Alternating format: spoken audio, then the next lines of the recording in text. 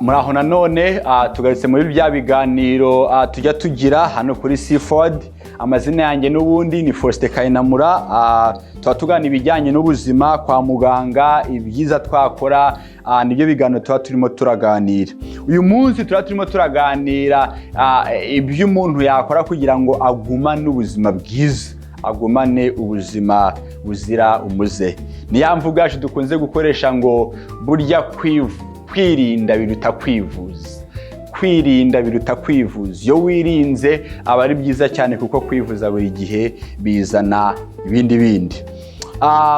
Hari igihe turi ku matelefoni yacu tuba tubona utuntu tugenda dutambuka ku mbuga nkoranyambaga bigenda bivuga ibintu runaka, bajya bakunda kubyita ngo nibo baganga beza. Umuntu aramutse yitaye kwabo ngabo ntago yazakenera wa muganga uba wambaye itaburiye uri buze kukubwira ngo iyi ndwara imaze kugufata. Ntago tuba twabakena mu gihe tubyitayeho mu by'ukuri.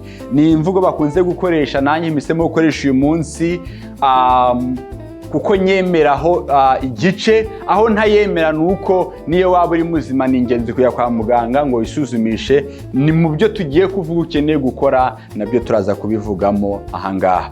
Rero ni ingenzi kumenya ngo ni gute nakwivuza ubuzima bwanjye bukamera neza, ni gute nakwirinda ubuzima bwanjye bukamera neza, aho kugira ngo njye kwivuza ubuzima bwanjye bwamaze kumera nabi. Icyambere nkuko nari ntangiye kubivugaho, ni ugukurikirana ubuzima bwawe nta kibazo kirabaho. Ni bya bindi dukunze kwita ngo ni physical check-up, nangwa check-up mu magambo maremare. Niho navuze yuko ntemera kuri ya mvugo rimwe na rimwe, aho ntari kuyemera n'ahangaha nuko kugira ngo ubuzima bwacu bukomeze bumere neza nuko tuba dufite n'icyo gihe gike cyo gusura muganga. Ntabwo twarwaye, nta kibazo dufite, ariko nibura rimwe mu mwaka ujya kubonana na muganga mukaganira, ariko muganga iyo muganira anasuzuma n'ibyo utabasha gusuzumisha amaso. Urugero, yasuzuma se umuvuduko wawe umeze gute, akamenya ngo umeze neza nangwa umeze nabi, akagira inama yakugira y'ibyo ugomba gukora. Agasuzuma ibinure byawe, ntabwo wabirebesha amaso. Ufite ibinure bingana gute, ni iki ukwiriye gukora. Iyo agiye kubonana na muganga ni ibyo mama urimo muravugana. Ese imitekerereze yo mu mutwe imeze gute? Ese ni ibihe bintu biri kukubaho mu iyi minsi?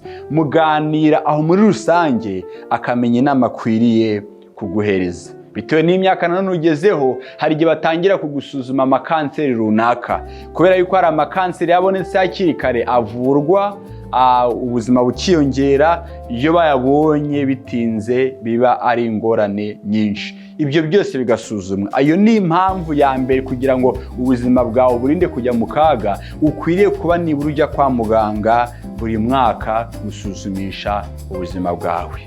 Ndabizi ahari bamwe muri mwe muri kunyumva mushobora kuba wenda mumenyereye yuko wibaza ngo usa kwa muganga ntafite uburibwe, ntajya kwa muganga ntaho ndi kubabara. Ariko ni ingenzi kujya kwa muganga ngo umubiri wawe bawusuzume umenye ko wose uhagaze neza.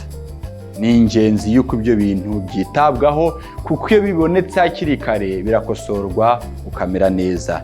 Ikindi cya kabiri twitaho kugira ngo tutazaremba, twita ku mitekerereze yacu no ku buzima bwacu buri social, ubuzima bwacu bw'imibanire n'abandi. Ni ingenzi kuko iyo ubuzima bwacu bwo mu mitekerereze bwangiritse, ukarwara agahinda gakabije, ako gatuma n'ubundi buzima bwawe bwose bwangirika ku buryo kurya bikunanira, gukora siporo bikunanira, bya bindi byose byakunanira, ugasanga ubuzima bwawe burarwaye, nangwa urya cyane bitewe n'uko wenda wagize iryo hungabana. Niyo mpamvu ari ingenzi y'uko ubuzima bwacu bw'imitekerereze tubwitaho. Iyo tuvuga ahangaha tuba tuvuga ngo nyabuneka bavandimwe, umuryango, inshuti, abavandimwe, ni ingenzi gukomeza kubagira hafi yacu.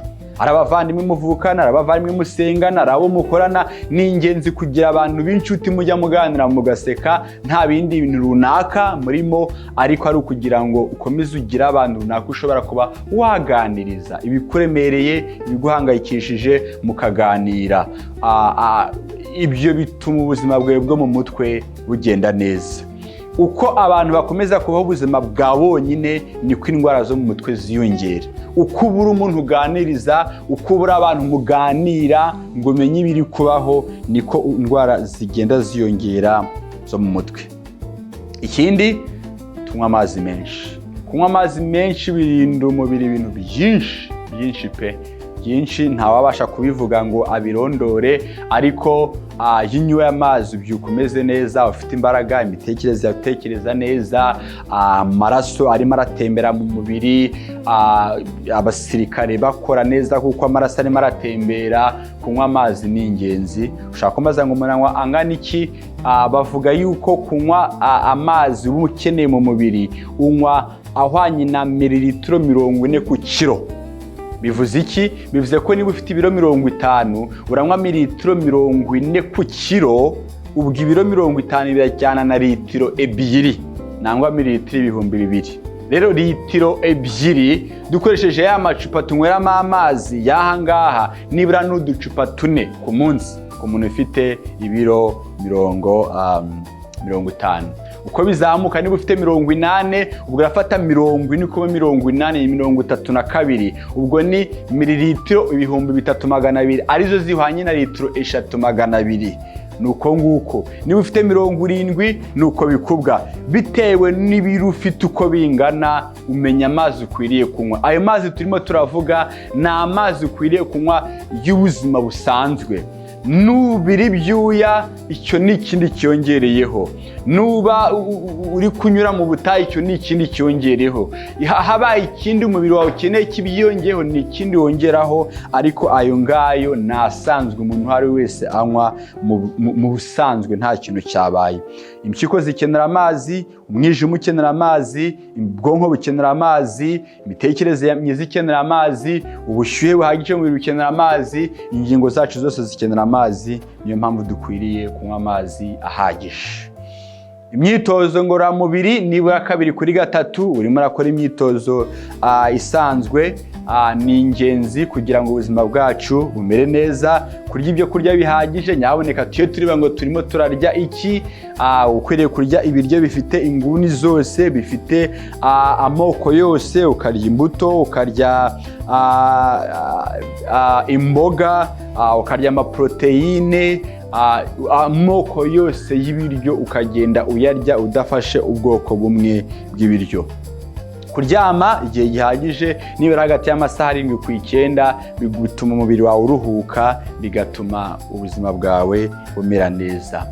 Kubasha kuba wabasha gukontorora nangwa kumanura icyo bita stress. Iyo wagize stress ubasha kubigabanya. Hari abatanga inama zo kuba bakora za yoga, hari abatanga inama zo kuba wahumeka ukinjiza umwuka, hari ushobora kuba yasenga yari umukristo, hari ushobora kuba yakora ikintu icyo ari cyo cyose, ariko ni ingenzi ko niba ufite stress ubashakisha uburyo uri buze kwimanura. Ntabwo stress imanurwa n'inzoga, ntabwo stress imanurwa no kurwana, ntabwo stress imanurwa na bya bintu byose byo kwirinda icyo kintu cyabaye. Stress ujya ahantu hatuje ukamanura umujinya wawe wose mu buryo ubwo ari bwo bwose.